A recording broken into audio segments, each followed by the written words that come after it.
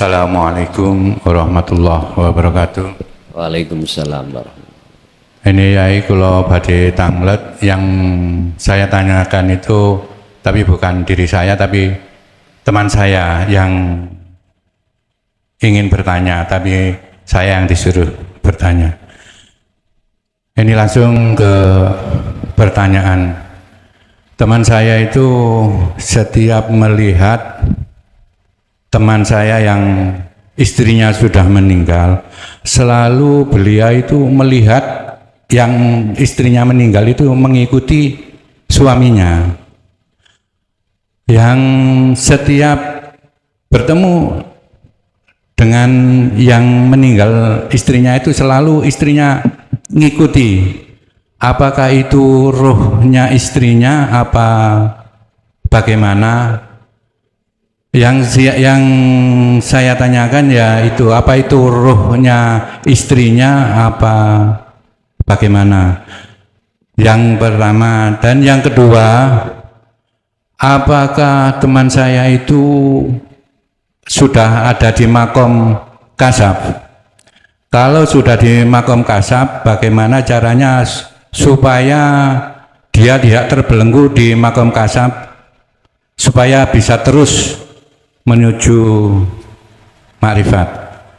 Itu saja, terima kasih. Wassalamualaikum warahmatullahi wabarakatuh. Waalaikumsalam warahmatullahi wabarakatuh.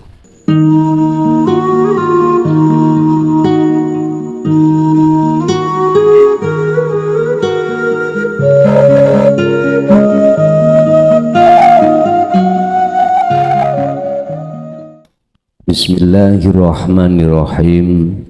Alhamdulillahi rabbil alamin wa bihi nasta'inu ala umurid dunya waddin. Asyhadu an la ilaha illallah wa asyhadu anna Muhammadan abduhu wa rasuluh. Allahumma salli wa sallim wa barik alaihi wa ala alihi wa ashabihi ajmain, amma ba'd. Hadratul muhtaramin, dumateng para alim, para ulama, asatid wa asatida, tokoh masyarakat, tokoh agama sewilayah Kota Madia Surabaya, tepatnya di wilayah Semampir, jamaah baik yang ada di majelis maupun di luar, wabil khusus sahibul bait Bapak Haji Ma'mun sekeluarga, kulluhum ajma'in rahimakumullah. Puji syukur alhamdulillah kita panjatkan dalam kesempatan malam hari ini. Allah masih memberikan satu inayah dan hidayahnya sehingga kita bisa berkumpul dan bermuajah, sekalipun status saya tadi belum bisa terkirim, mohon maaf. Entah kami juga tidak tahu, sehingga banyak di antara jamaah yang menunggu jadi atau enggak ngaji di Surabaya. Mohon maaf sekali. Bapak Ibu hadirin jamaah rahimakumullah, untuk malam hari ini kita akan membahas isi makalah kitab Hikam pasal 29 tentang janganlah hati jenengan ini bersuudon kepada Allah di segala hal. Ketetapan Allah datang pada kita, sebab kita sebagai makhluk atau hamba Allah, baik yang kecil maupun yang besar, baik yang muda maupun yang tua, baik yang miskin maupun yang kaya, semua hukum ketetapan Allah itu ada dua hal. Satu diantaranya adalah disebut al-basti, yaitu takdir ketetapan Allah yang bersifatkan cocok miturut sifat kita sebagai manusia. Rezeki lancar, awak sehat, persoalan semuanya teratasi, anak manut, jadi nggak ada masalah. Ini ketetapan Allah, siapapun pasti akan mengalami. Yang nomor dua, ketetapan Allah yang bersifatkan al-qabdi, yaitu hal-hal yang di dalam hati kita nggak nyocoki, takdir-takdir yang bersifatkan bala, rezeki seret, soalan tidak kunjung selesai, anak nggak nganut, dalam rumah tangga tengkar terus, hutang nggak selesai-selesai. Bapak Ibu, ketetapan Allah yang seperti ini pasti akan teralami oleh siapapun kita sebagai hambanya. Cuman miturut pendidikan ilmu tauhid atau ilmu tasawuf, bagaimana di antara dua ketetapan itu tidak mempengaruhi hati jenengan. Kuncinya cuman satu. Fi kulli mukawwanat khafiyun ay hayyun wa huwa wujudullah. Di dalam setiap diri makhluk,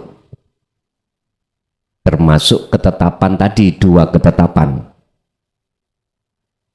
itu ada sesuatu di balik layar. Ada sesuatu yang maha hidup, ada sesuatu yang paling halus, wa huwa wujudullah. Itulah hakikatnya wujudnya Allah.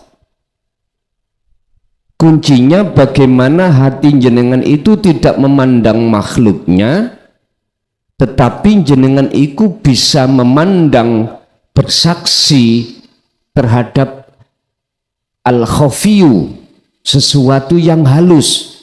Itulah Allah. Sebab gini Pak, kita sebagai makhluk itu yang pasti niku sifat kita la haula wala quwata illa billah. Tidak punya daya upaya apapun, kekuatan apapun untuk melakukan suatu apapun. Nggak ada. Bisanya melakukan suatu apapun, mencegah mudarat apapun itu semata-mata illa billah. Sumber dari di balik layar tadi Pak. Tentunya ini kalau tidak kita latih untuk sadar diri, ingat semua itu dari Allah, tidak kita latih dengan zikir, mohal kita bisa untuk nerombol masuk di dalam dan menemui terhadap sesuatu yang paling halus itu. Mohal. Makanya kita ketika saat di dalam pengajaran Al-Hikam niki wonten bab zuhud, ada bab namanya kholwat. Itu perlunya hati tinggalkan semuanya dengan membawa dzikir sirul asrar, jenengan iki akan bisa sadar, mengingat dan masuk di dalam makhluk itu ada sesuatu untuk menemui sesuatu yang paling halus itu. Bapak Ibu, Untuk bulan berikutnya nanti kalau diperkenankan, ini kami biasanya membaca kitab hikam itu melalui HP. Sekarang dikongkon nulis. Jadi sekalian sarahipun mungkin sebelum hari H itu sudah saya kirim di Surabaya terhadap Pak Haji Makmun, mungkin bagaimana ketika ngaji sama-sama membawa. Jadi lebih enak nanti. Tadi kami sudah bicarakan itu oleh beliaunya, insya Allah mekaten. Jadi ngaji ini ben kalih membawa mushaf permakola. Mungkin kalau sudah jadi, sudah terkumpul, jenengan jilid piyambak nggih saged. Mungkin malah penak. Kami memakai bahasa Indonesia dengan bahasa Arab. Nanti saya tulis untuk jenengan yang ahli bahasa Madura, boleh nanti ditulis dengan bahasa Madura. Kalau saya mohon maaf. Jadi mohon teman-teman saudaraku yang di Madura nanti bisa melalui Abah Makmun nanti ditambahi aja dengan bahasa Madura. Enggak apa-apa. Pun qala musannifu rahimahullah al-faslu utawi iki iku fasol la tattahimu kang jelasake perkara-perkara sing ora kena nuduh Allah ing Gusti Allah. Pasal menerangkan larangan ati sampen ini mempunyai suudzon kepada Allah. Nggak boleh. Sekalipun apa yang dikasihkan Allah takdir tidak enak, itu nggak boleh. Nggak boleh suudzon. Contoh, jenengan punya rencana kok gagal, Allah menggagalkan ini, itu jelas miturut nafsu kita bertentangan, kita akan dalam hati akan ganjel, Pak, ora penak. Bisa-bisa kalau dibiarkan di dalam jagatnya hati kita akan terasa panas. Itu nggak boleh. Sebab gini, Pak, Allah menetapkan sesuatu yang tidak sesuai dengan nafsu hati kita, diri kita, itu ada tujuan Allah. Yang tujuan itu baik untuk ruhaniyah hati jenengan kali kula. Misalkan ya, jenengan kali kula niki waktu rumah tangga mintanya Allah kasih ekonomi lancar, semuanya lancar. Setelah lancar, kok yaitu Allah kembalikan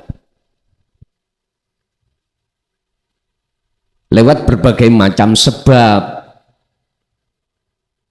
macam-macam. Nah, Gusti Allah merubah kondisi yang seperti ini, tolong jangan diukur dengan hitung-hitungan kita sebagai manusia, jangan. Kita kembalikan pada Allah. Pasti Allah mempunyai maksud. Apa maksud Allah? Jikalau ini dihasilkan oleh Allah rencana ini, hasilnya itu akan mempengaruhi hati jenengan kali kula. Akhirnya hati kita akan terhijabi oleh sesuatu yang hasil tadi. Kita harus husnudzon seperti itu pada Allah. Terus suatu saat jenengan dengan perkara lain punya perkara tujuan hasil, ini tetap harus husnudzon. Rabbana atina min ladunka rahmah wa hayyi lana min amrina rasyada. Duh Gusti, apa yang jenengan datangkan terhadap diri kami perkara yang cocok miturut sifat manusiawiyahnya, yaitu pasti perkara enak, jangan engkau jadikan sebagai penghalang hatiku terhadapmu. Artinya jangan sampai gara-gara hasilnya sesuatu urusan dunia menjadikan lalainya hati kepada Allah.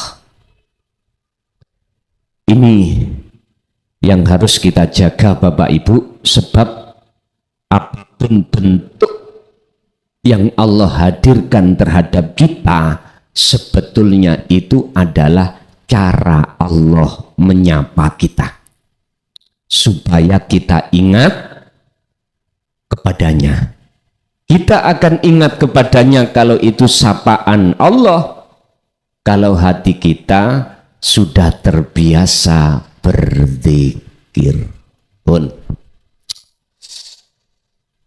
Tolabuka utawi oleh nyuprih siro, mencari iro, meminta iro, meminta Anda semuanya, minhu saking Allah iku ittihamun, bimakna nuduh lahu maring Allah, wa talabuka lahu ghaibatun, utawi nyupri sira lahu maring Allah iku ghaibatun bimakna samar, mingka saking sira anhu saking Allah, wa talabuka li ghairihi likillati khayatika, utawi penyuprih ira li ghairihi kang sakliyane Allah iku likillati khayatika, duduhake didike isin ira minhu saking Allah,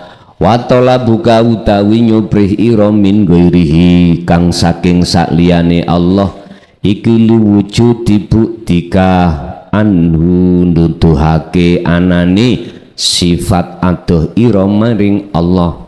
Pun sarai ngeten Pak, apabila jenengan ini wa du'auka Allahu linabli manzilatin fid dunya wal akhirah, duweni karep, mempunyai keinginan minta pada Allah, terus perkara yang jenengan kalih kula minta itu tujuannya untuk mencapai kedudukan dunia dan akhirat. Kedudukan dunia itu apa? Urusan dunia. Fid dunya hasanah. Apa yang kita butuhkan yang berkenaan dengan kehidupan rumah tangga supaya Allah nyukupi. Apabila kita meminta sesuatu itu terhadap Allah yang ada kaitannya dengan dunia, terus lagi wal akhirah, urusan akhirat, berarti apa? Jenengan ini jangan sampai minta dimasukkan neraka, tapi minta dimasukkan surga. Mohon maaf Pak, ini ngajinya kan sudah tidak ngaji babakan umum, ya toh?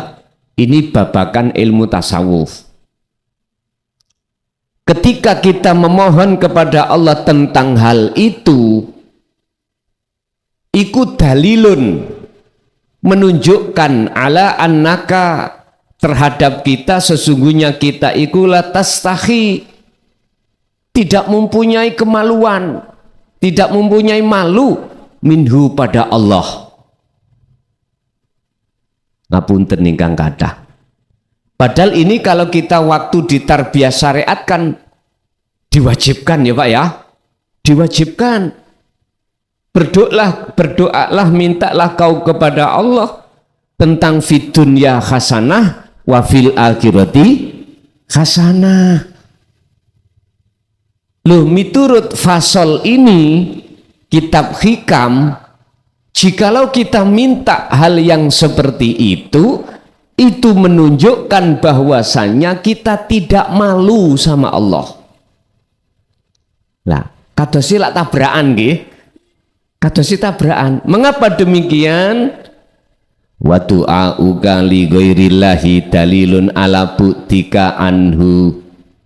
Hal yang seperti itu menunjukkan bahwasanya kita itu jauh pada Allah. Jauh pada Allah. Padahal Allahnya itu ada di diri kita. Jadi bahasanya itu apa kuyo raisin minta Allah seperti itu, padahal cukup bagi kita untuk menyempurnakan ubudiyah. Bagaimana kita ketika saat beribadah secara mahdoh, murni, salat, zakat, lan sak pituruté. Wa ghairu mahdoh, yang tidak murni, kerja dan sebagainya. Bagaimana kita meletakkan hati itu, ini wajah tu wajia. Inilah yang kumaksud penghambaan dengan yang sebenar-benarnya. Urusan hasil buah itu bukan wilayah kita, Wak. Kata Allah, cukup bagi kamu laksanakan apa perintahku, tinggalkan apa laranganku. Jikalau kau tetap ngoyak-ngoyak, apa ya ngoyak-ngoyak?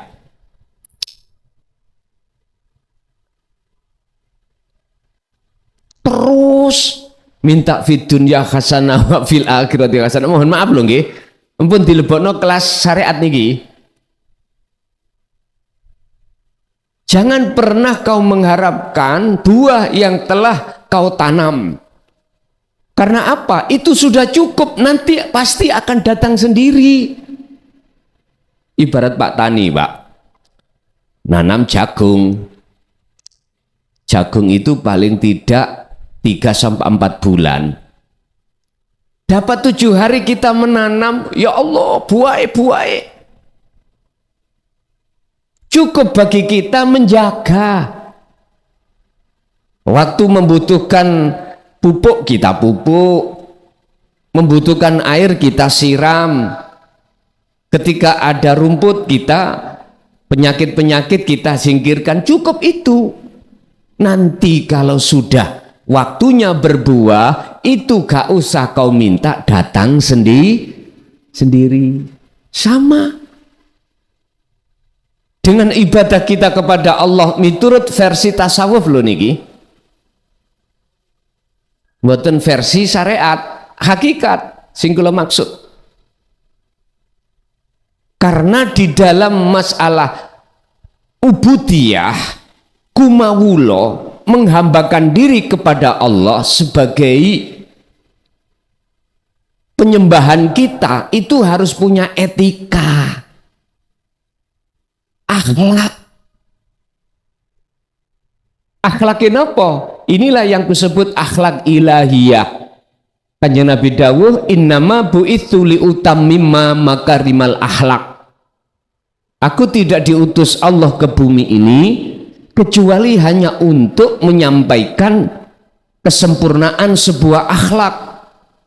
Akhlak secara syariat, akhlak secara hakikat, akhlak secara jasmani, juga secara rohani. Secara jasmani ditata di dalam hukum syariat.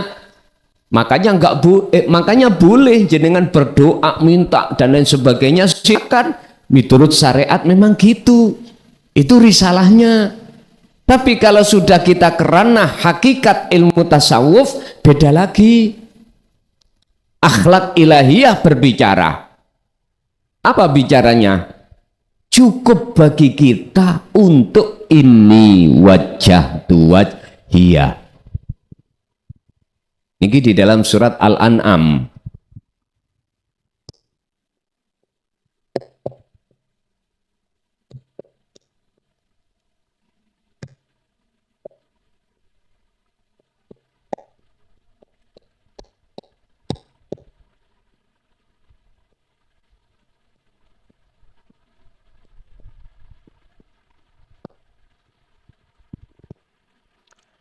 menghadapnya ruh atau hati tanpa ada penghalang kepada Allah. Inilah maksudnya inni wajjahtu wajhiyah. Penghalang niki bisa jadi makhluk yang bermateri atau non materi. Yang bermateri ada kaitannya dunia tadi. Non materi makhluk yang ada kaitannya dengan akhirat tadi, surga, pahala, semuanya itu makhluk. Dan ini tidak boleh ada penghalang antara ruh dengan Allah. Nggak boleh. Ini keliru supidole koyo. Rapopo. Lah niki kalau ruh itu betul-betul sudah makrifat pada Allah, nama ruh, nama Allah itu habis.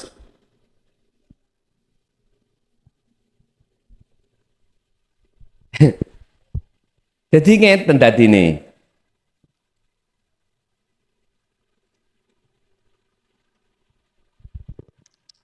Udah alif Allah syariat, lam toriko ya toriko, lam kedua hakikat, hak makrifat. Kalau sudah makrifat hakikat, kalau tidak ada yang disebut sama nyebut nopo. Inilah maksudnya.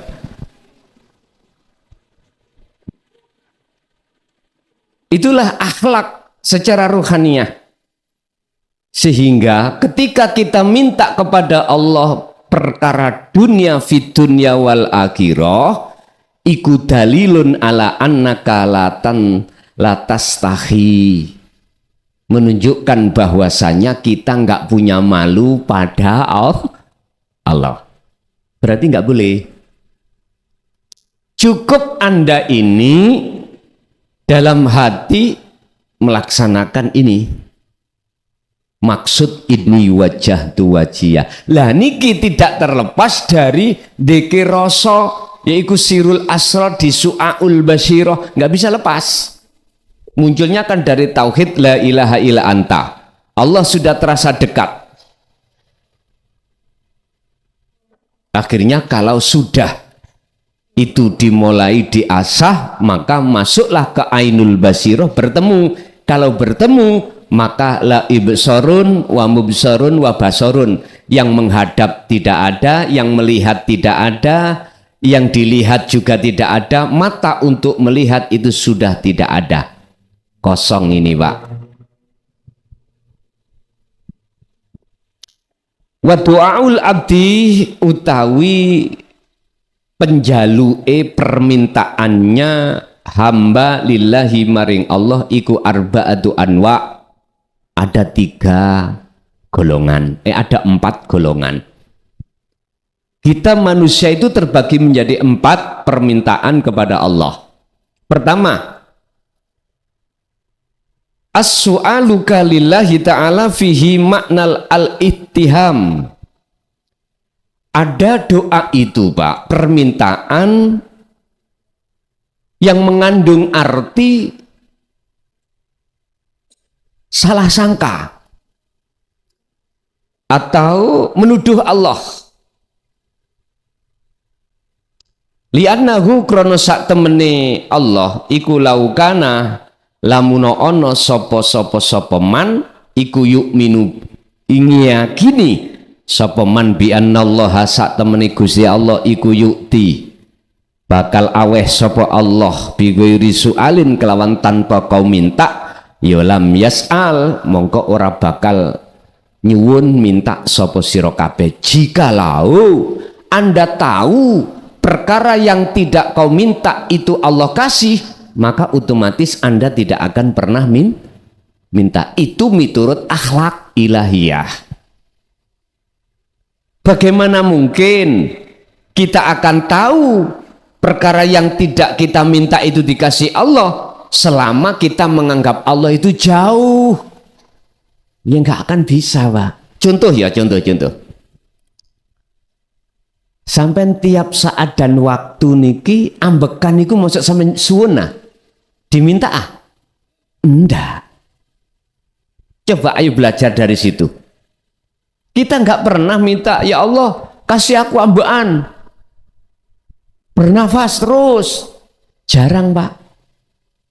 Dan itu Allah kasih karena memang nikmatul imdad yang bersifatkan ar-Rahman ini Allah gratis ke.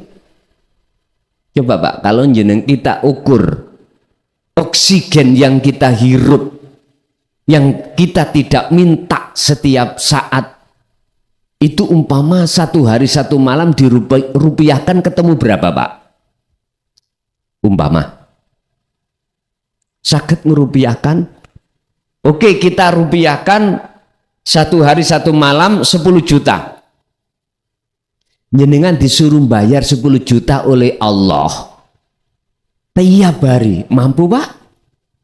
Oke, nek gak mampu kata Allah, cukup 1 jam aja kata kasih.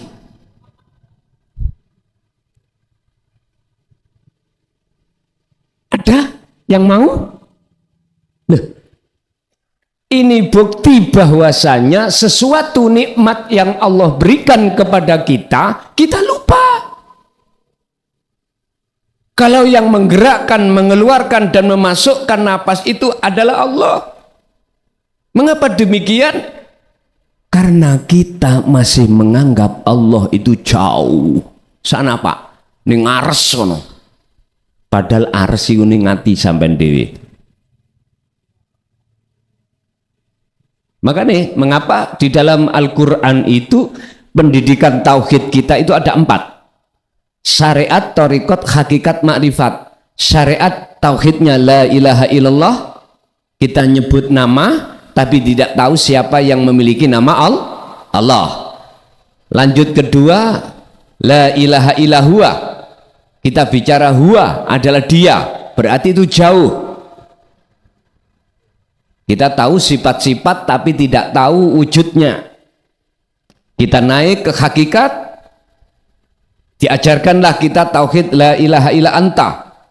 Anta berarti hati sudah terasa Allah itu dekat, anta kamu dekat sudah. Nah, ini bukanya hati kita tentang ilmu tasawuf. Mulai hakikat kita terima, kita pelajari, kita renungkan dalam hati, baru masuk. Oh, Allah itu enggak jauh. Ya di dalam dan di luar saya. Ini belum tahu loh Pak. Tapi sudah merasa Allah itu dekat. Fi kulli mukawwanat minal kauni khafiyun ai khayyun wa huwa wujudullah. Di balik layar semua makhluk itu ada sang aktor, sang penggerak. Siapa dia? Adalah wujudnya Allah. Bahasa Indonesia kita mengatakan hidup. Itulah. Cuman bukan hidup sifat. Lah, diasahlah hati kita untuk berzikir su'aul basyirah ini sehingga nanti bisa sampai pada ainul basyirah. Sama halnya gini Pak, kita mulai beli baju di toko itu mesti bersih, baunya wangi Pak G, nggak ada kotoran. Tapi ketika sudah kita pakai berhari-hari, baunya jadi lebus, apek, ya kotor. Biar ini nanti akan bisa masuk almari lagi dengan bersih, dengan wangi, maka harus dicuci dulu. Kita selama ini ruh meletakkan di jasad kita itu fitrah. Oke, ketika saat kita masuk di masa baligh, masa dewasa, ruh kita telah bercinta pada selain Allah. Inilah yang menjadi kotornya hati kita dan akhirnya menjadi penghalang hati kita terhadap Allah. Disucikan. Akhirnya apa? Jikalau belum disucikan, Allah terasa jauh Pak, masih terasa jauh. Dalam bab ihsan Rasulullah dawuh, anta budallaha ka'annaka lahu tarah. Imanmu akan jadi ihsan manakala ihsan ya, iman yang sudah benar. Ketika kita beraktivitas apapun, disitulah hatimu akan bisa memandang, bersaksi terhadap wujudnya Allah. Seakan-akan kau bisa melihat wujudnya Allah. Fa ilam takun taroh, apabila kau belum bisa melihat wujudnya Allah, jenengan ini seakan-akan di dalam hati ini merasa selalu dilihat oleh Allah. Itulah bentuknya dalam hati jenengan sudah yakin, walaupun belum bertemu, sudah yakin yang menggerakkan saya dalam hal apapun hanyalah Allah. Kembangkan terus, asah terus zikir ini. Sebab Allah sampun dawuh di dalam surat Ali Imran kalau nggak salah 103. Di situ Allah katakan wa'tasimu bihablillahi jami'an wala tafarraqu. Tali Allah itu dzikir, jangan pernah kau lepas. Pegang teguh tali Allah, wala tafarraqu, dan janganlah kau pisahkan hatimu dengan tali Allah ini. Inilah halal bihalal dengan Allah, Pak. Kan kita biasa halal bihalal sesama manusia hablum minan nas, sehingga setiap hari raya kita itu mengadakan acara silaturahim, anjang sana anjang sini, ada kesalahan minta maaf. Duh, akhirnya kata anak muda kosong boleh, dan itu bagus, tapi ingat ada halal bihalal. Yang paling penting hubungan hati sampeyan kali kulo langsung pada Allah. Ini gak usah menunggu hari raya, Pak. Setiap saat dan waktu mestinya gitu. Kita sih masih berbau Syawal. Saya pribadi pasti banyak salah terhadap jenengan, baik dari segi ucapan yang enggak pantas atau menyinggung hati jenengan, atau tingkah laku jasmania saya kurang berakhlak. Saya pribadi mukhlason mohon maaf lahir dan batin datang jenengan. Sebaliknya saya juga begitu, selalu membuka pintu kemaafan walaupun jenengan tidak minta maaf secara otomatis. Kosong beres, Bun. Yang kedua, wasu'aluka at-taqarrubu ilallahi yadullu ala annallaha yas'uru annahu ghaibun lak. Mintanya Anda, mintanya kita supaya dekat pada Allah, itu menunjukkan yadullu ala annallaha yas'uru annahu ghaibun laka, menunjukkan bahwasanya Allah terhadap kita itu masih sir, masih gaib. Saya ulang, ada permintaan yang kedua, seseorang minta kepada Allah supaya kita itu dijadikan Allah sebagai orang yang dekat pada Allah. Permintaan yang seperti ini, Bapak Ibu, menunjukkan bahwasannya hati kita terhadap Allah masih jauh. Padahal saya ulangi, Allah itu dekat banget. Tapi nggak apa-apa kalau menurut proses kita takarrub pada Allah, nggak apa-apa. Cuman bahasa makalah ini, ketika jenengan sudah tahu, sudah megang sirul asror, sudah tahu kalau Allah itu dekat, cuman aja belum bertemu wujudnya, masih merasa adanya beliau itu dalam dan di luar diri kita, Itu nggak boleh. Nggak tambah bingung nah ini. Mau dikongkon mendekat pada Allah. Terus mohon mendekat, tidak boleh. Pak, hukum boleh niku ketika saat kita itu belum mendapatkan hidayah yang berupa hati sadar dan menyadari bahwasanya semua apapun yang terjadi itu yang menggerakkan hanya Allah. Tapi kalau kita sudah di wilayah itu, sudah cukup bagi jenengan ini mengasah dzikir sirul asr menuju fana'ud dzikri, mengasah la ilaha illa anta supaya bisa sampai la ilaha illa ana. Pun iku bentuk doa yang kedua. Yang ketiga, wasu'aluka li syai'in min masalihid dunya, utawi penjaluan ira menyang sesuatu yang jenengan anggap paling penting ning dunya, di dunia ini, iku dalilun nuduhake ala adami khayaika, nuduhake ngatasé ora anane sifat isin ira minhu saking Allah. Fa innaka mongko sak temene sira iku lau kunta lamun ngerti sira kalau Allah iku yang menjamin semuanya, ya tastahi mongko dadi sifat isin minallahi saking Allah, ya lam targhab mongko yepti mongko ora bakal nganggap penting fitarakkubi ilaihi, perkara mendekat pada Allah gak penting akhirnya karena sudah sampai. Istilah ngeten, jenengan tadi mulai di rumah, sepeda lah penting Pak nggih?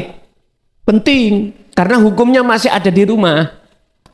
Masih butuh jalan sepeda minangka syariate, jalan minangka thariqate, laksana thariqahnya.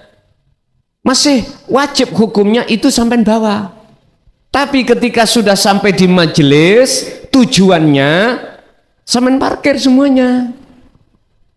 Masa dibawa ke majelis lah, mboten mungkin tak? Mboten. Sepeda kita parkir, jalan sementara kita tinggal. Kita karena sudah sampai, tujuan sampai adalah hakikat. Wujud nyatane hakikat kalau Anda sudah sampai di sini.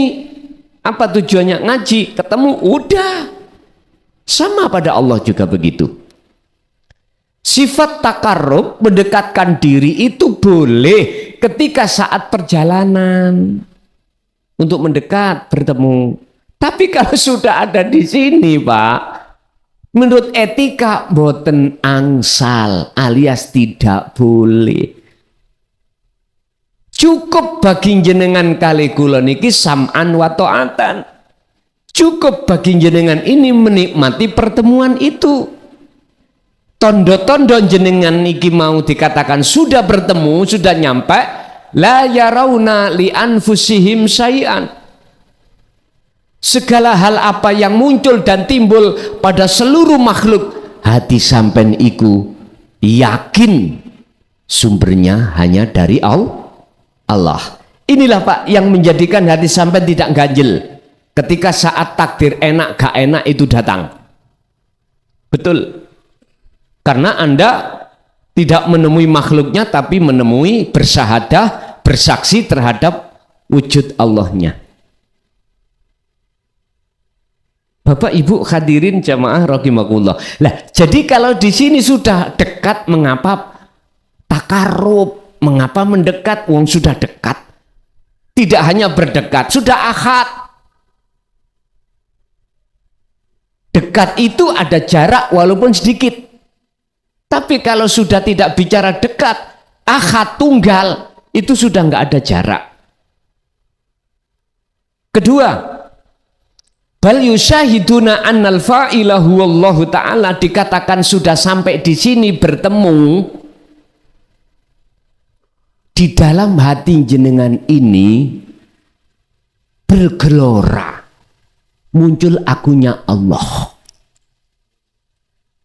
atas segala hal apapun. Makhluknya sudah nggak ada sudah.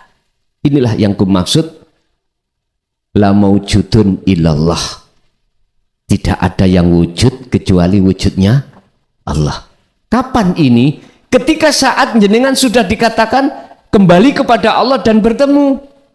Wa inna ilaihi raji'un.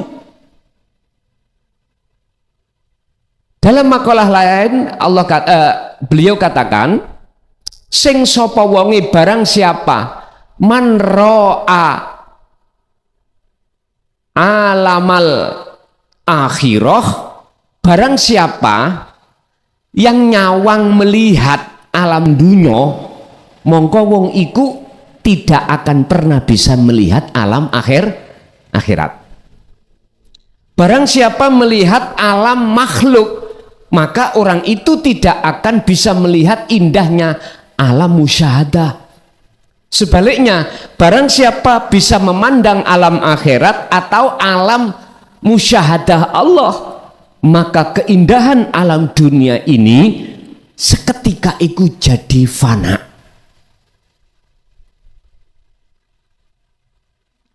Apakah itu bisa dilihat ketika saat di dunia? Bisa.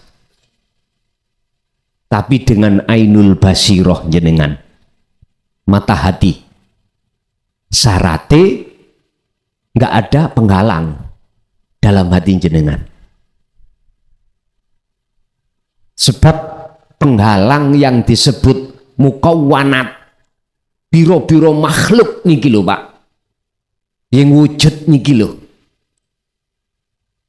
yang menjadi biang kerok harus hilang.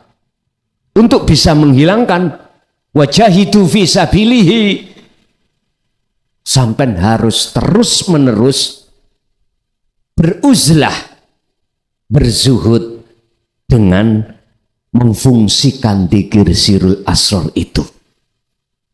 Dengan begitu Allah yang akan menghapus seluruh penghalang-penghalang itu. Bukan kita yang bisa menghapus. Bukan kita yang bisa membersihkan kotoran hati, penghalang hati. Bukan, Allah sendiri. Lah, Allah akan membersihkan manakala ada respon. Kita itu reaksi untuk berzikir. Dalam surat Ar-Ra'du ayat 28 Allah katakan, orang-orang yang beriman, olehnya hatinya bisa bertemu Allah dan menjadi dia itu hatinya tenang, damai. Bidzikrillah, sebab berzikir. Ala bidzikrillahi tatmainnul qulub. Dan ingatlah, hanya dengan mengingat kepada Tuhanmu Allah, hatimu akan menjadi damai. Yang ku maksud ingat adalah sadar, merasakan bahwasanya semua mengimankan, mengiktikotkan dalam hati bahwasanya semua yang wujud ini bukan wujudnya makhluk. Mungkin bisa dilihat dalam surah Al-Hadid ayat 3, wujudnya Allah itu jengleh di awal, di akhir, di batin ya dohir. Dohir batin awal akhir. Jangan harap jenengan akan tahu wujudnya Allah baik secara batin lebih-lebih dohir jikalau wujudnya dunia itu masih bersemayam dalam hati. La taj'alu ma'allahi ilahan akhar. Janganlah dalam hatimu bertengger wujud selain Allah. Jangan. Kalau ini masih bertengger, jangan harap bisa nyampe. Bon. Permintaan yang nomor 3. Nomor 4 saat ini. Wasu'aluka li ghairillah. Mintamu terhadap perkara selain ketemu Allah. Ailika illah, tegese selain ketemu Allah. Iku dalilun. Sampai minta nyuwun sewu loh Pak, masih yang jejaka, masih yang perawan, mintanya jodohi di dekat dekatkan, ditemukan lah ngoten nggih. Kalau sudah rumah tangga mintanya ya Allah kasih keturunan. Lah gitu toh. Enggak apa-apa syariate.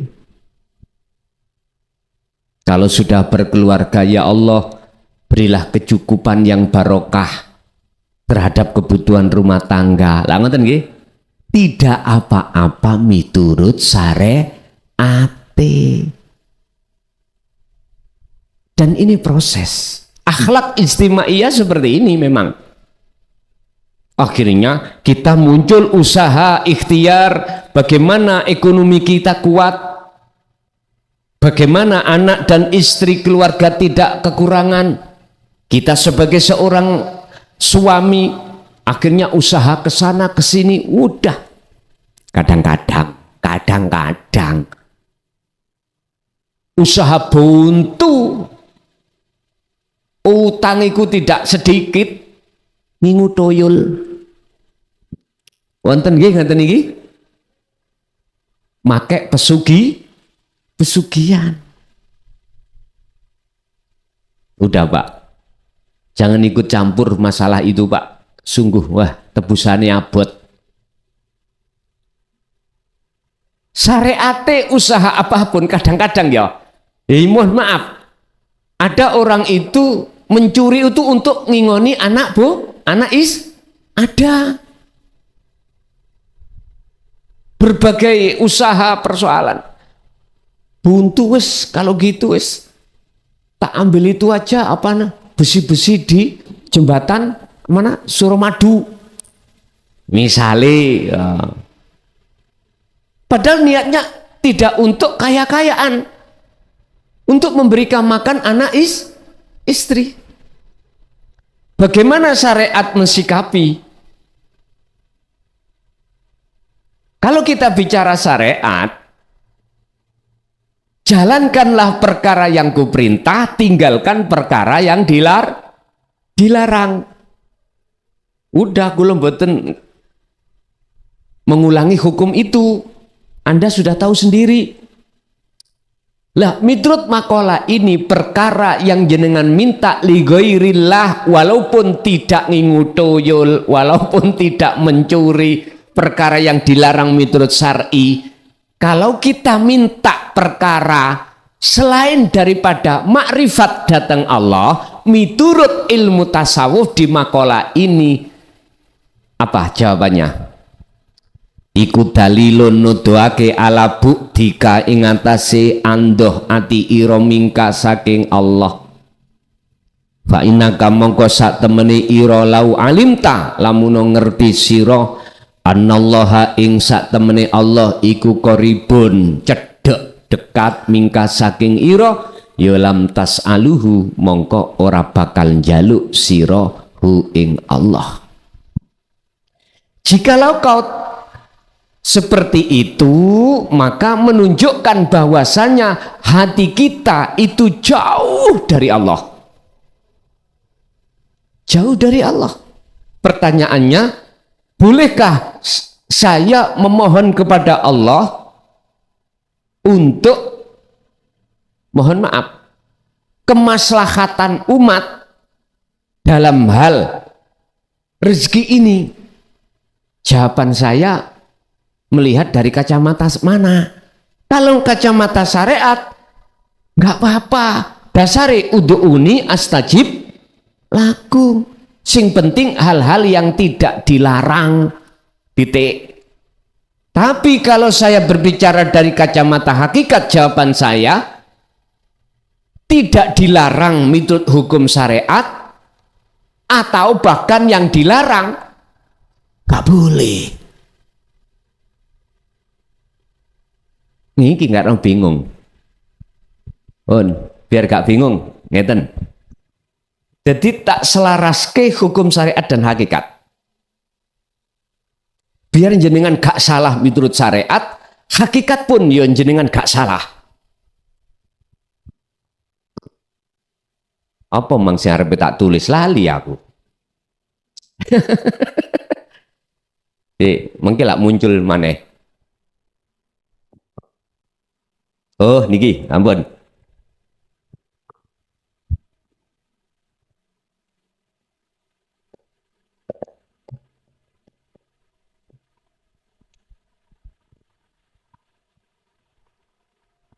Tapi niki wonten kesimpulan.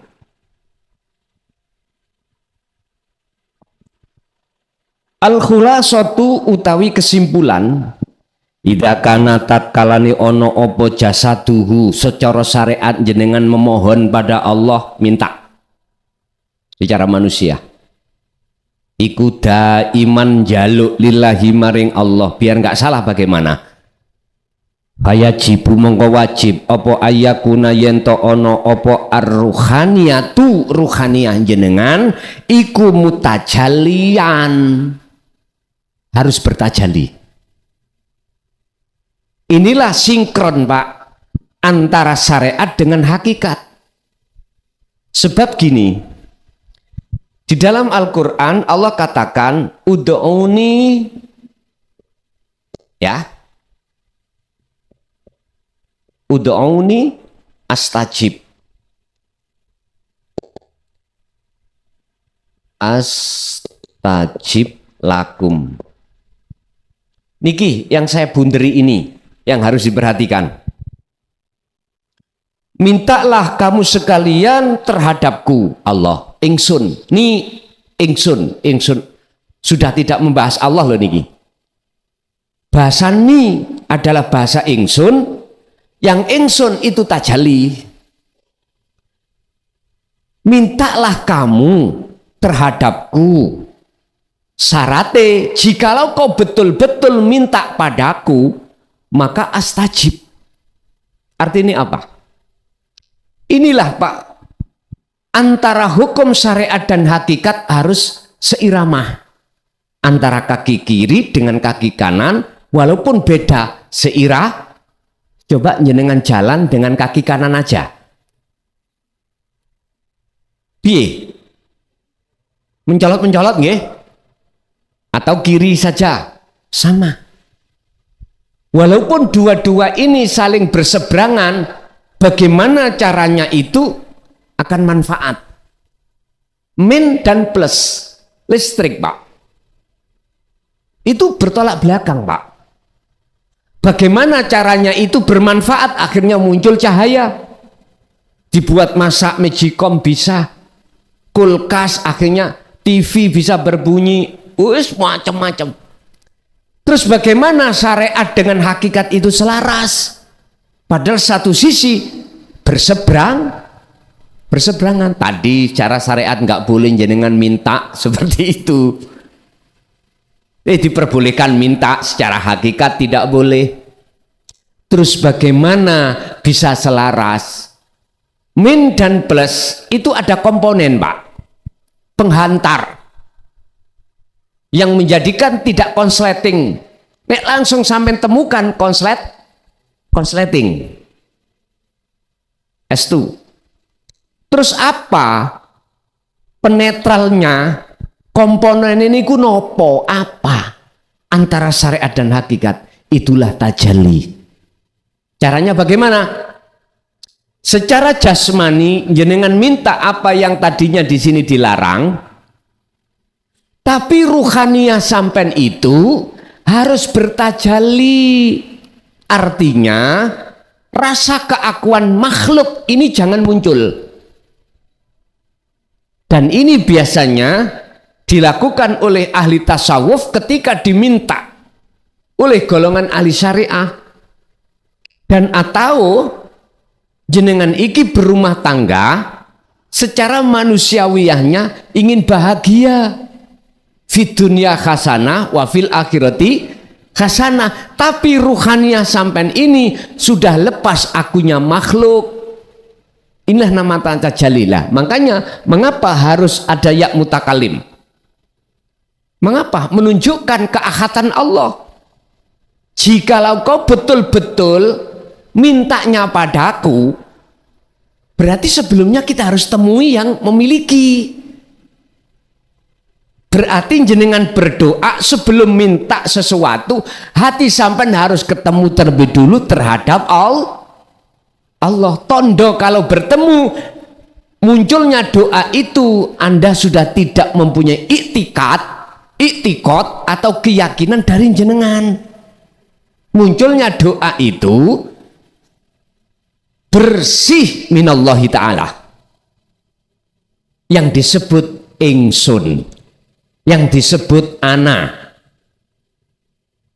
Inilah maksud jenengan sudah sampai pada tauhid la ilaha illa ana. Pun niki makom jam'i kalau miturut hikam, corobis jurusan Madura sudah nyampe ke sana. Udah Pak, berhenti, tinggal menikmati hasilnya. Bis tadi, kondekture, supire, kernete, mangan Pak, warung, notal hasilnya enak. Kalau di jalan tadi, wus balapan, cari penumpang. Jadi antara syariat dengan hakikat itu biar sinkron. Jenengan ketika menghadapi takdir kondisi apapun, hati jenengan harus melepaskan keakuan makhluk. Itulah namanya tajalli. Itulah maksudnya kita menemui Allah. Kalau sudah menemui Allah, maka mesti astajib. Sebab syaratnya jikalau kau betul-betul menemui aku, mintamu padaku, yo astajib. Maka tak sembadani, tak kinabulke. Intine wong donga kaya ngeten iki ning ati ora ana arep-arep buahe donga. Tondo-tondo kalau hati sudah makrifat ketika berdoa jasad ini, hati tidak mengharapkan datangnya apa yang diminta. Sibuk hati hanya memandang wujudnya Allah Subhanahu wa ta'ala. Ingat, barang siapa yang bisa memandang keindahan wujudnya Allah, maka keindahan wujud selain Allah itu sudah sirna. Tentunya ini kita harus melakukan ilmu amal istiqomah.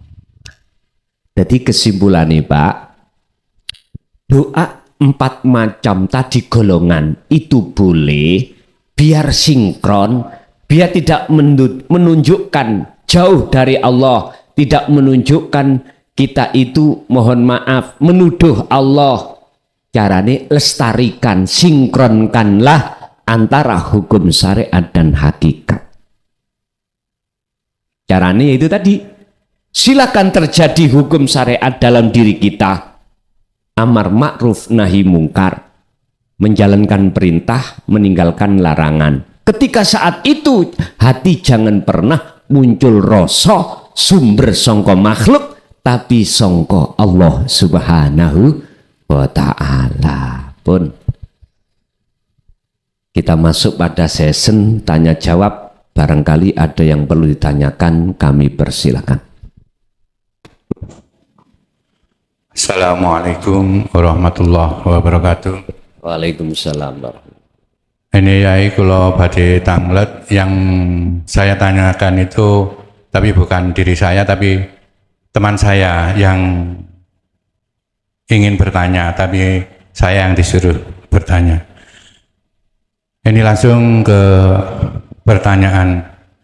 Teman saya itu setiap melihat teman saya yang istrinya sudah meninggal, selalu beliau itu melihat yang istrinya meninggal itu mengikuti suaminya. Yang setiap bertemu dengan yang meninggal istrinya itu selalu istrinya ngikuti. Apakah itu rohnya istrinya apa bagaimana? Yang saya tanyakan ya itu, apa itu rohnya istrinya apa bagaimana? Yang pertama. Dan yang kedua, apakah teman saya itu sudah ada di makom kasab? Kalau sudah di makom kasab, bagaimana caranya supaya dia tidak terbelenggu di makom kasab, supaya bisa terus menuju makrifat? Itu saja. Terima kasih. Wassalamualaikum warahmatullahi wabarakatuh. Waalaikumsalam warahmatullahi wabarakatuh. Wa min waraihim barzakhun ila yaumi yub'atsun. Kita yang masih ada di dunia ini, Pak, kita ditunggu alam yang namanya alam barzakh. Wa min waraihim barzakhun. Apa alam barzakh itu? Alam pembatas antara alam dunia dan alam akhirat. Ini secara lughat ada yang mengartikan dinding. Dinding yang tebal. Dan di dalam alam itu kismani. Ada dua alam. Ada dua golongan. Ruh yang Allah masukkan di situ itu ada dua alam. Pertama, alam ini musyrikun, memakai kop, Pak, tidak memakai kaf. Kalau memakai kaf itu berarti menyekutukan. Kalau memakai kof itu bersinar. Ada alam yang bersinar, artinya alam barzakh yang terang benderang. Ini biasanya ruh yang husnul khatimah, tidak mengenal kegelapan sama sekali. Kalau bahasa mata, ruh yang sudah tidak buta kepada Allah saat di dunia, atau ruh yang sudah mendekat dan bertemu Allah, makrifat yang paling rendah, makrifat yang paling rendah adalah hati yang sudah ada iktikad, keyakinan, merasakan selalu dilihat Allah. Kemana-mana hati jenengan ada satu kesadaran. Ini belum bertemu loh, tapi sudah dikatakan makrifat yang paling rendah. Hati jenengan sudah bisa merasakan kehadiran Allah wujudnya, baik di dalam maupun di luar jenengan. Ini makrifat yang paling rendah. Ini jatuhnya ada di Su'aul Basyirah dalam kitab Hikam itu, pasal sebelum pasal 20 ini. Di situ. Makanya ilmu tauhid la ilaha illa anta di situ didatangkan liyudhirahu ala dini kulli, untuk mensucikan iman-iman di dalam hati kita yang masih ada iman makhluk. Siapa sing ngaji? Kelason. Sik makhluk toh? Sik makhluk. Padahal di balik kita semuanya itu ada siapa? Di balik layar ini, kalau tidak ada wujudnya Allah yang disebut hidup, nggak mungkin kelason itu bisa ngoceh. Tahu ngoceh nggih? Mboten saged. Iman yang paling rendah, makrifat yang paling rendah, hati jenengan ini walaupun belum bisa bertemu, bersahadah kepada wujud Allah, jenengan ini sudah bisa merasakan kehadiran Allah di setiap mukawwanat, di setiap makhluk. Kan ada dua sisian. Ada yang merasakan, ada yang dirasakan. Ini proses kita, makrifat yang paling rendah. Dan golongan ruh yang seperti ini tidak akan pernah mengalami alam barzakh. Yang kedua nanti, mungkin sampai nanti masuk gedong, voltasenya itu tidak 220, mungkin 210 atau 110 cahayanya itu tidak bayar, ndak kelip, tapi jenengan enggak jadi kesandung-sandung, Walaupun cahaya itu hanya sebercik saja, wong dalam kegelapan, maka jenengan ini kegelapan itu akan dikalahkan dengan hal itu. Ingat Pak, dalam makalah nanti, bila mana nur makrifat hanya satu biji sawi Allah jatuhkan di dunia, dijatuhkan di dunia ini, maka seketika itu cahaya matahari surup. Bukan mataharinya tidak bersinar, tetap bersinar, cuman masih kalah bentar. Ini paling rendah-rendahnya makrifat pada Allah. Terus jenengan, saran saya, ya jangan klip-klip aja lah. Harus ada tingkatan yang lebih atas lagi. Gitu maksud aku, ngoten loh. Jadi alam barzah yang pertama itu sayaquluna alladziina qalu udkhuluha bisalamin aminin. Oleh karena jenengan ini dimasukkan Allah di alam barzah yang terang, maka jenengan akan bisa memandang alam dunia, lebih-lebih alam akhirat. Walaupun jenengan secara syar'i itu belum sampai pada waktu dibangkitkan oleh Allah, yaitu hari kiamat. Pertanyaannya tadi, apakah ruh betul-betul ruhnya istrinya? Jawabannya gini, jikalau loh ini, istrinya tadi termasuk husnul khotimah, bisa jadi.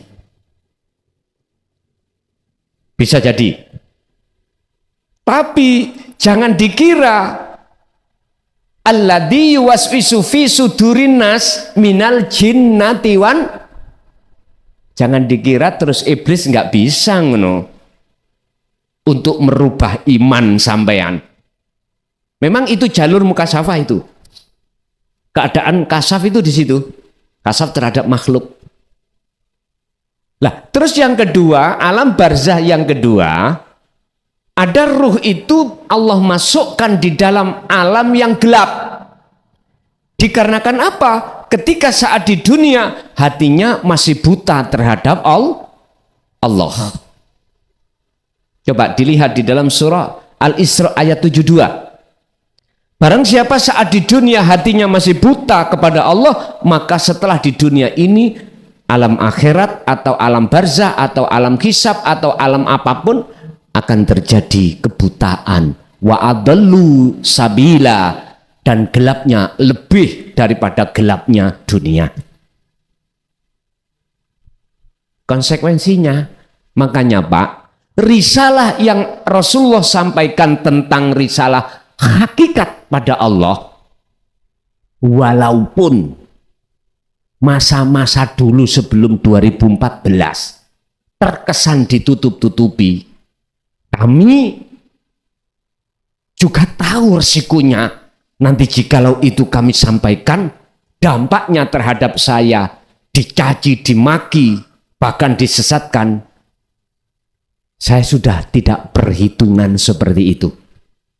Karena hanya satu risalah itu disampaikan disebabkan karena hati banyak umat manusia dalam keadaan gelap gulita kepada Allah. Pasti saya dicaci Pak bagi mereka yang tidak mau menerima. Innalladzina kafaru sawaun alaihim a'anzartahum am lam tundirhum la yu'minun khatamallahu ala qulubihim.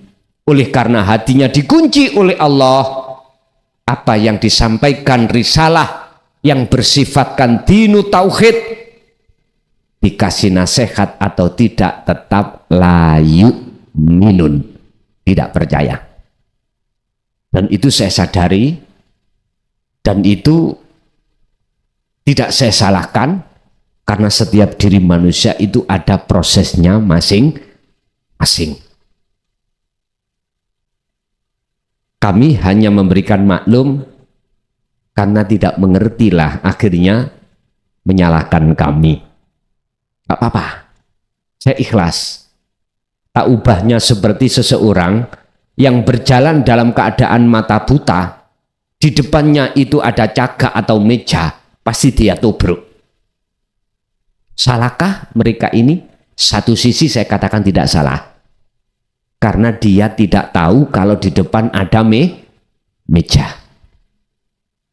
Mestinya bagi yang tidak buta itu memberikan nasihat, minimal menuntun. Jangan lewat situ Pak, ada meja. Jangan lewat situ Pak, ada api. Ayo Pak, tak tuntun untuk jalan yang benar, biar jenengan boten masuk terperosok di dalam jurang yang dilarang oleh Allah. Tapi kebanyakan nggak mau. Ya sudah, saya tidak mau memaksakan diri, karena ayatnya juga Allah katakan la ikraha fiddin qad tabayyana rusdu minal ghayy. Tidak ada paksaan bagi umat untuk menerima ajaran risalah dinut tauhid ini. Fungsinya apa? Qad tabayyana rusdu minal ghayy. Ajaran yang membebaskan ruhaniyah kita dari belenggunya hawa nafsu. Nyantai mawon cara kula. Wis nunggu hidayah dari Allah, gitu aja. Jikalau ibunya, istrinya tadi tergolong alam barzah yang gelap, sudah jelas, maka itu adalah pengridu godaane iblis, mendo-mendo jin atau mendo manusia.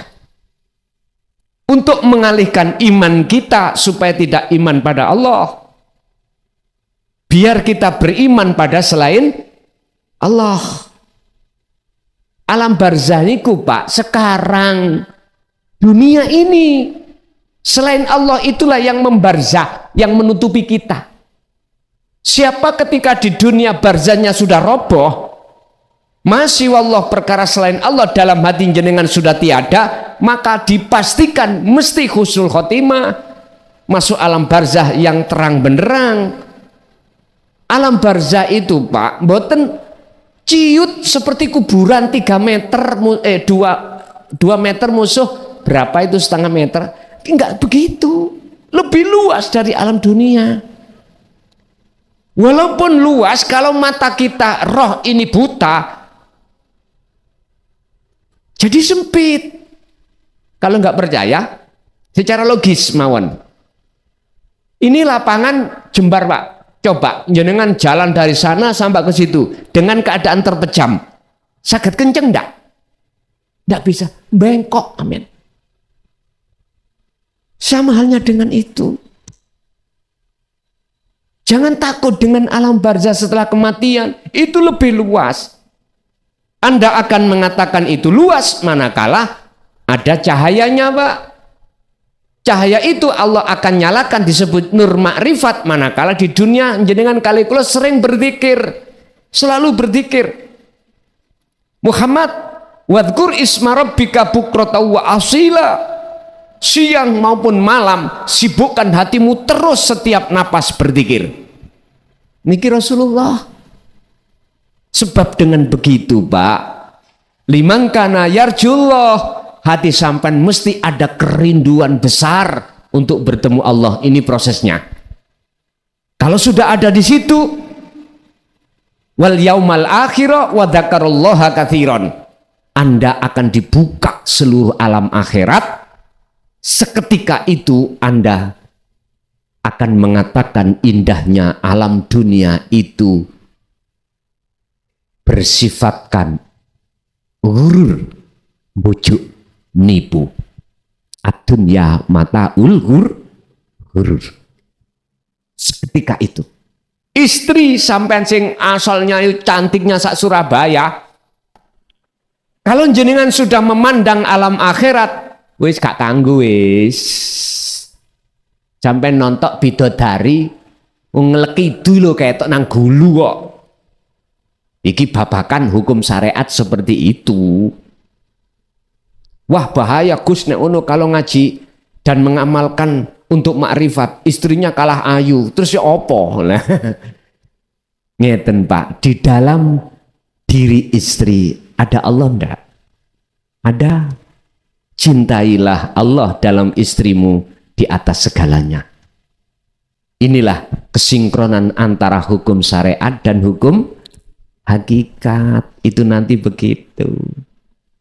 Jadi Pak, ditanyakan dulu si istri tadi, ruhnya, meripat ruhnya yang disebut Ainul Basirah itu masih terbarzah atau enggak?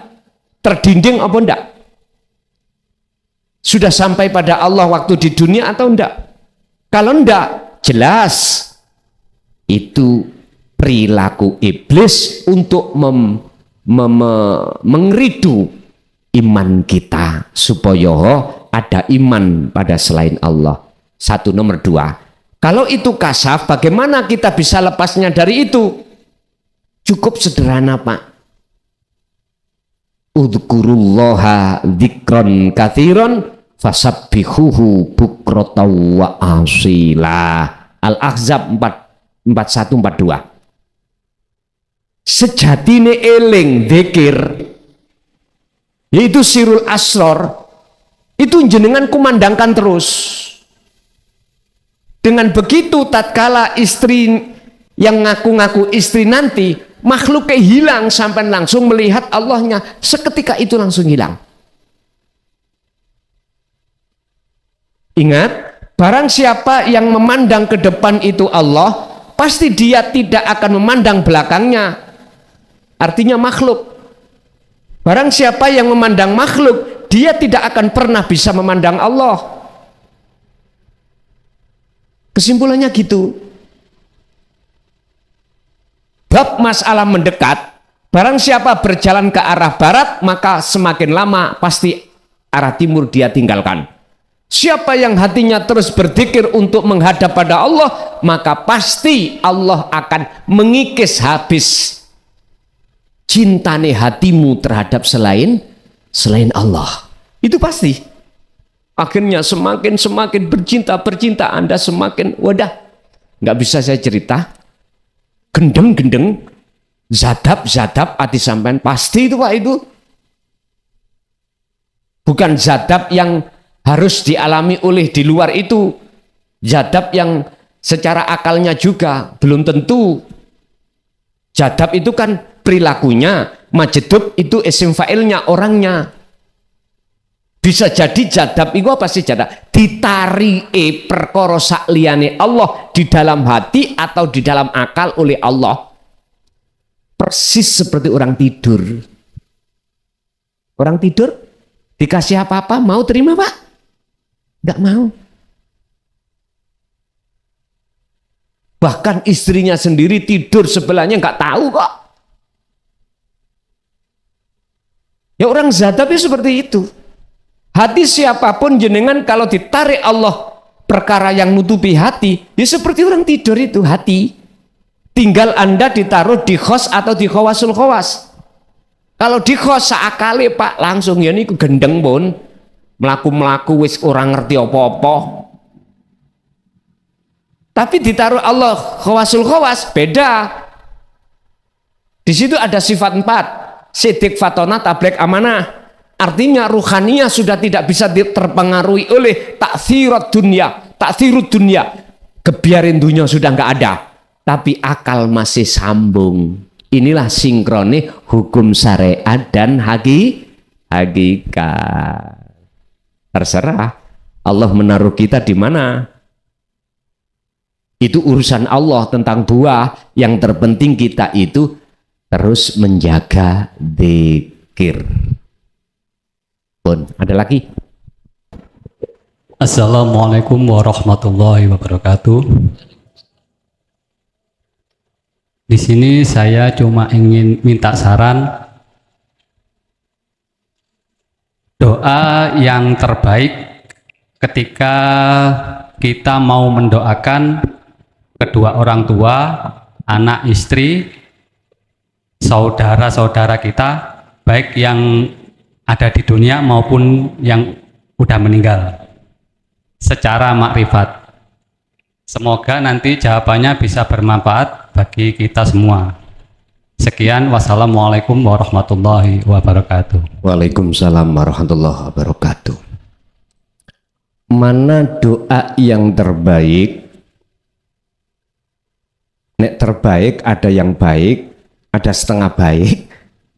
Nah, ngoten toh, kalau ngomong terbaik lo ya. Mana doa yang bisa sampai pada Allah? Urusan itu terbaik atau baik, setengah baik, biar Allah saja yang menilai. Yang penting bagaimana cara doa itu bisa sampai pada Allah. Yang manfaatnya untuk orang tua kita yang sudah mendahului kita, saudara kita. Mana doa yang mesti diterima? Tolong dibuka di dalam surah Al-Maidah. Kalau nggak salah itu ayat 29 atau gimana? Innama yataqabbalullahu minal muttaqin. Ini janji Allah. Di sini nggak ada kalimat yang meragukan. Innama, sesungguhnya satu perkara, yataqabbalullah, Allah akan pasti menerima permintaan atau doa siapapun hambanya dengan catatan muttaqin. Posisi ruhaniyah hati jenengan itu takwa. Nggih. Innama yataqabbalullahu minal muttaqin. Sesungguhnya doa yang tidak pernah Allah tolak atau doa yang mesti Allah terima isine ma minal muttaqin. Doa yang dilaksanakan oleh orang-orang yang hatinya betul-betul bertakwa kepada Allah. Kita urai takwa itu apa? Dari 3 hal takwa: ilmu,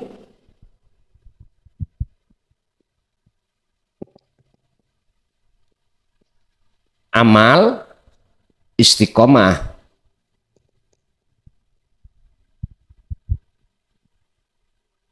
Ilmu berarti pengetahuan. Berhubung ini Allah itu sesuatu yang paling rahasia, tujuannya kita itu menemui Allah. Mana ilmu yang mempelajarkan, mendidik ruhaniyah kita untuk menemui Allah? Ada pak ilmu untuk dagangan laris sendiri, ada ilmunya. Ilmu untuk kita bisa bicara bahasa Inggris, belajar ilmunya. Ilmu untuk macam-macam. Pertama pengetahuan, ilmu itu pertama. Berarti inilah yang kumaksud ilmu ini adalah ilmu tauhid. Ilmu yang untuk mengesahkan Allah. Ilmu untuk mendekatkan diri hati ini kepada Allah.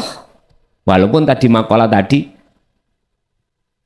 tidak boleh untuk minta dekat. Itu kan bagi mereka yang sudah tidak dekat, artinya sudah esa. Lah berhubung kita belum dekat, nggak apa-apa, ini proses. Laksanaan jenengan dari rumah, proses perjalanan. Inilah yang kumaksud tiap bulan kami bahas pak. Kalau di sini, ya ilmu ini. Setelah ilmu ini kita terima, amal. Amal berarti praktek. Kawinkanlah ilmu dengan amal. Temukan ilmu dengan amal. Itulah yang kumaksud kholwat, uzlah. Istiqomahnya mana?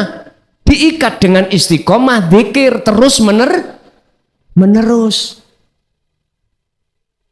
Di setiap waktu dan keadaan. Inilah takwa. Sehingga tanda-tanda takwa di sini adalah kalau ilmu amal istiqomah sudah jadi satu, jenengan ini sudah tidak lagi ngakoni yang berdoa jenengan. Jenengan kan khususon ila hadrati siapa, supaya jikalau ada kesalahan Allah maafkan, jikalau alamnya gelap supaya Allah memberikan cahaya. Duh, ketika jenengan ini sudah lepas diri, berarti yang berwenang siapa? Allah dah. Kita sudah nggak ada. Inilah yang kusebut sebagai sifat jaiznya Allah. Walaupun secara hukum itu tadi salah, tapi jikalau Allah mengatakan tidak salah atas dasar diampuni, menungso bisa protes apa, Pak? Nggak bisa.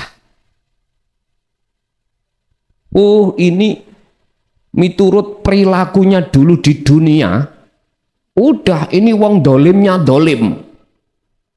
Tapi ketika saat itu meninggal, dia masuk di alam yang gelap, lalu anak yang solih atau kerabatnya itu sowani ngersani Allah, memang kayaknya itu secara syariat anak itu yang berdoa.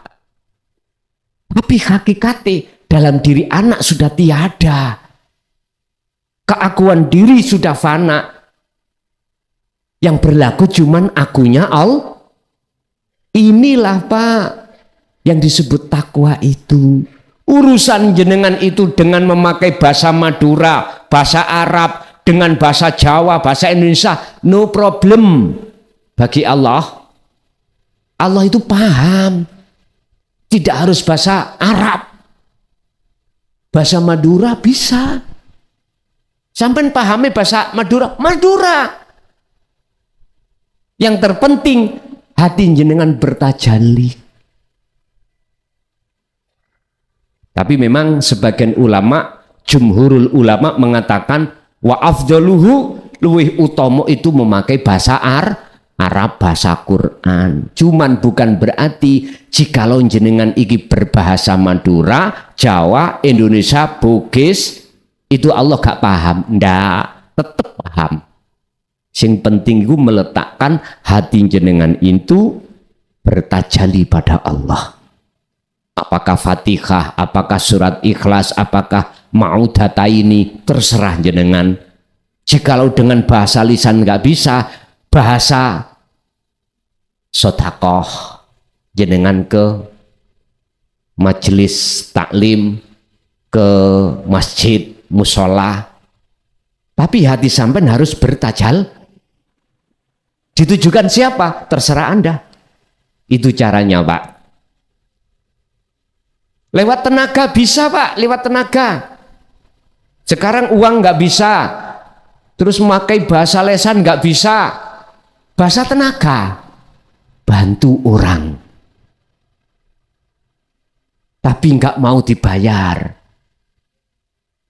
Tapi lewat tenaga itu ditujukan kepada orang tua kita. Lah ini caranya. Yang penting itu takwa di dalam hati. Oke, lanjut. Assalamualaikum warahmatullahi wabarakatuh. Waalaikumsalam warahmatullahi wabarakatuh. Badhe tanglet mengenai makalah yang permintaan tadi, Gus. Dalam pengalaman kolwat niku kula nate ketinggal jasad dan ruh itu di depan alam pepadang, Gus. Di situ saya bisa melihat ketiga-tiganya, alam pepadang, diri saya dan ruh saya. Nah, yang saya tanyakan, Gus, siapa saya yang melihat tadi dan apa makna dari peristiwa itu, Gus? Nggih. Nggih, matur nuwun. Assalamualaikum warahmatullahi wabarakatuh. Waalaikumsalam warahmatullahi wabarakatuh. Sebelum kami menjawab dari pengetahuan, pengalaman yang Allah proses jenengan ketika kholwat, proses tinggalkan selain Allah menuju Allah. Saya bertanya, tapi jangan dijawab, nanti tak jawabnya sendiri. Pertama, apakah ketika saat itu iktikad dalam hati jenengan, ini jangan dijawab loh ya, itu jangan dijawab, tapi tak jawab ketika saat itu terjadi, apakah iktikad, keimanan atau rasa di dalam hati jenengan, keakuan makhluk jenengan masih muncul mboten? Mbok dijawab. Kalau tidak loh ya, otomatis muncul akunya Allah, itulah makrifat. La ibsarun wa mubsarun wa basarun. Nama yang memandang, menghadap, makhluk namanya, atau si salik. Nama yang dipandang, kholik, Allah. Nama mata yang untuk memandang, ainul basirah, itu sudah nggak ada. Maksudnya yang merasakan, yang beriman dan yang diimani itu tunggal. Inilah maqam musyahadah. Makanya dalam syahadat kita, mengapa ketika antara asyhadu ke ilallah ini tidak ada kalimat satupun yang boleh untuk bertengger. Asyhadu alla ilaha illallah, nggak boleh berhenti. Nggak boleh berhenti. Illa itu adalah istisna. Artinya jangan berhenti. Jenengan kali kula iki dalam rangka menyembah Allah. Sebab jangan kau bersaksi kecuali hanya bersaksi pada Allah. Maksudnya ada di situ. Tapi jikalau pada saat itu keakuan diri kita sebagai makhluk masih muncul, maka itu masih di alam mukasyafah. Itulah cara Allah menyapa jenengan supaya mau memandang hidup di dalam diri Anda. Dan itulah proses suluk itu Allah lepaskan antara ruh dengan jasad, Pak. Kadang-kadang ini juga kita ngalami ketakutan.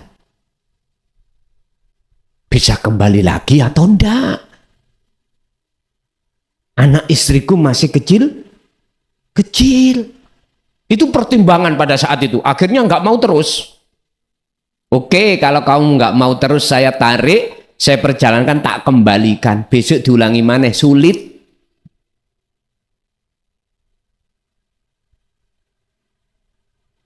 Jadi di situ tadi tinggal pertanyaannya, ketika saat kejadian itu apakah nunfaksin, nafsu diri, aku, keakuan diri makhluk masih muncul atau tidak? Kalau tidak, berarti nafsu nunfaksin diri aku Allah, itu berarti musyahadah. Itulah usul. Kalau masih muncul keakuan diri makhluk, berarti itu proses perjalanan jenengan yang Allah perjalankan, dan itu cara Allah menyapa jenengan. Sebab di dalam jasad dan ruh itu tadi, di situ ada Allah. Bahasa kasari ngeten, Cung, aku nok kene Cung. Kamu tak sopo lewat ini, lihatlah aku. Gitu. Ger, le, hambaku, innani anallah, la ilaha illa ana, sampailah kau padaku. Niki kan masih ada dua, Pak. Ada hamba, ada Gusti. Dan ini memang proses kita di jalur su'aul basiroh untuk menuju ainul basiroh. Dua menuju ke ahad, ahadiyah menuju ke ahad. Jikalau sudah hilang kefanaan diri makhluk kita, maka disitulah alam ahad itu di situ. Cirinya jenengan tidak ada gelisah, tidak ada rasa takut, khawatir. La khaufun alaihim walahum yahzanun. Di situ, Pak. Ya. Lanjut, Ibu. Ada, Ibu?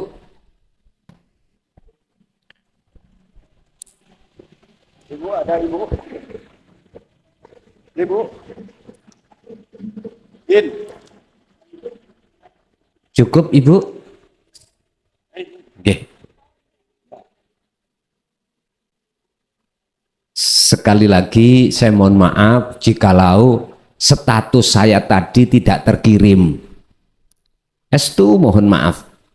Padahal pagi itu sudah saya status. Tahunya nggak terkirim, barusan ditanya oleh Abah. Saya lihat iya nggak terkirim. Sehingga momen di samping nerusake ngaji hikam setelah 1 bulan Ramadan kita tidak bertemu, momen-momen halal bihalal seperti ini banyak yang menerka tidak ngaji. Nggih, mohon maaf sekali lagi. Pun ngoten mawon.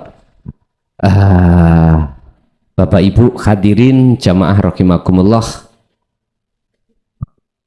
Semoga apa ilmu yang Allah pada malam hari ini Allah berikan terhadap kita estu menjadi ilmu yang bermanfaat, barokah fitini wa dunya wal akhirah. Lahumul Fatihah.